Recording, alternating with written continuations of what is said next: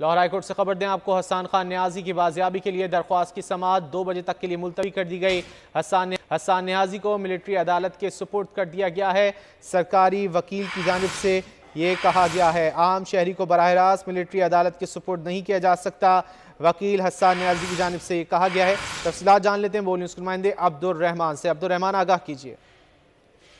जी बिल्कुल, लाहौर हाईकोर्ट के जस्टिस सुल्तान तनवीर अहमद ने हसन न्याजी की बाजियाबी के लिए दायर दरखास्त की समाअत 2 बजे तक के लिए मुलतवी कर दी है, जबकि अदालत ने हसन न्याजी की उनके वाले से मुलाकात कराने के हवाले से हुकूमत पंजाब से जवाब तलब कर लिया है। सरकारी वकील ने अदालत को आगाह किया कि हसन न्याजी को मिलिट्री अदालत के सुपुर्द कर दिया गया है, जिस पर हसन न्याजी के वकील फैजानुल्लाह ने अदालत को आगाह किया कि लाहौर हाईकोर्ट ने उन्हें हसन न्याजी को जो है अदालत में तलब किया था, मगर थाना सरवर रोड के एसएचओ ने गैर कानूनी तौर पर बहुत शुक्रिया अब्दुल रहमान इन तफसीलात के लिए किया है, जो कि